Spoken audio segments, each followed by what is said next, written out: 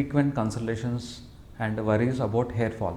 There are many causes for hair fall, starting from medical related illness to surgical illness. Medical related illness means for everybody, usually everybody loses 0 to 80 follicles per day. It's normal fall.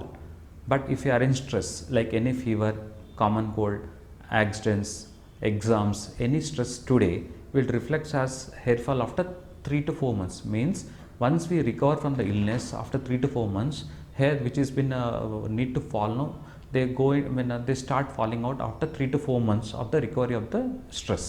Along with that, surgical related problems like any major surgery or pregnancy or delivery may relate to hair fall after 3 to 4 months. Usually this sort of visible hair loss, when you try to wash your scalp and try to comb your scalp, or when you try to oil apply massaging to your scalp, visible hair loss means the hair fall which is visible to naked eye. If it is less than 3 months old, it's usually recoverable loss. No treatment, separate aggressive treatment not required for this type of hair fall. But this sort of hair fall which crosses 3 months of the means, then doctor treatment required is must, because long term hair fall which cross 3 months may lead to permanent baldness.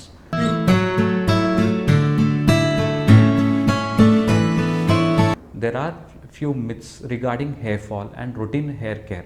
If we address them and if we take care of them, then the hair fall can be controlled and they can be strong naturally at home. And to start with, the first myth, complete tonsuring means complete shaving of the hair will protect the internal hair. It's a long, it's a like false myth running in the public right now.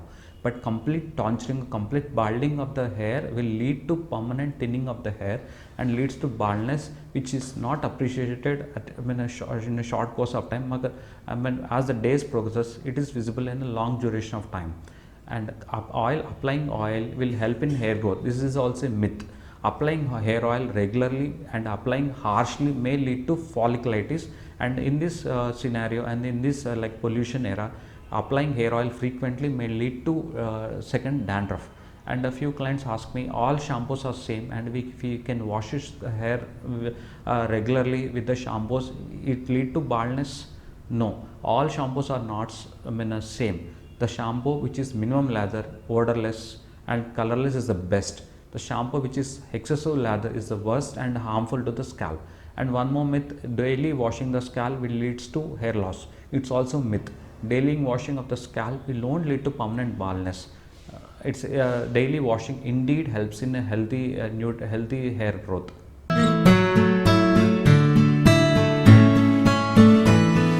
Few clients think that my father is bald, my grandfather is bald, my uncles are bald, I may get bald.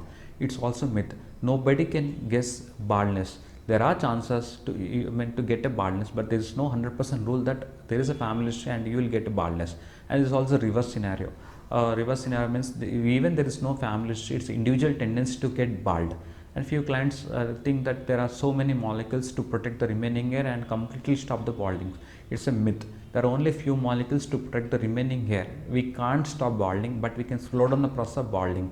Once if there is a bald, few clients think that we can regrow hair in the bald areas. Is also myth. Once is a bald. No medicines or no techniques in the world can regrow the hair in the bald areas. Only hair transplantation will help in regrowth of the hair in the bald areas.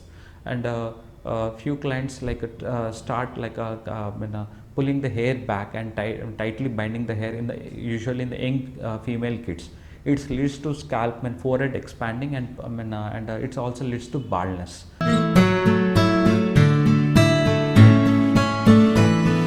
Few clients think that no food is related to hair. But hair is a complex organ and majorly is a protein. It requires roughly 30 odd vitamins for healthy growth.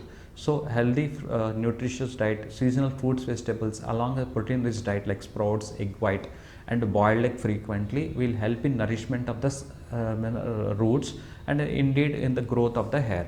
Few clients will approach me for a long hair, abnormal long hair. Height of the individual is genetically decided, height of the individual follicles also genetically related. Once it reaches its natural length, it starts falling off. It means life has been ended and again new follicle starts erupting. One more myth, if we pull the hair, the white hair, grey hair, will get too gray hair is also myth. By frequently pulling that gray hair may lead to bacterial infection. It's called folliculitis.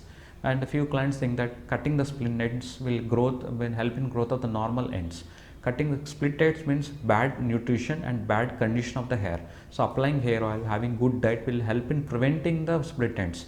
But there is no help in cutting the split ends, which won't help in growth of the normal hair and regrowth of normal hair. These are the common and few clients think that pollution and addictions is not related to hair, but the smoke from the pollution and the smoke from the active or passive smoking is very hazardous to the hair, and it's lead to permanent baldness.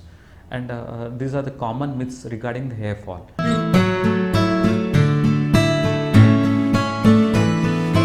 And coming to treatment wise, so by identifying the root cause, means if the client is anemic, identify the iron deficiency or B12 deficiency. If the client is thyroid abnormalities, checking the thyroid, and once the client is having PCOD problem, addressing the PCOD will help in controlling the hair fall. And there are few molecules to protect the remaining hair, like minoxidil, it's a form of spray, Capexil, and finasteride. For females, we won't suggest. Usually, we'll keep finasteride as a spare molecule, but males we usually suggest 1 mg of finasteride. This finasteride tablet will block male hormone acting on the hair and indirectly helps in preventing the process of baldness. Along with the prescription, there is simple process called platelet-rich plasma, where we extract natural platelets and inject into the roots. This helps in like a nourishment of the existing hair and help in growth of the normal hair. Once there is a baldness, only hair transplantation will help in the regrowth of the hair. In hair transplantation, simple technique called follicle unit extraction, where we remove hair from the back side and implant in the front side. So along with that, routine prescription will slow down the process and protect the remaining hair, so that the bald scalp won't expand backwards. And these are the common precautions, common myths, and good healthy lifestyle will help in regrowth of the hair and make them strong and slow down the process of balding.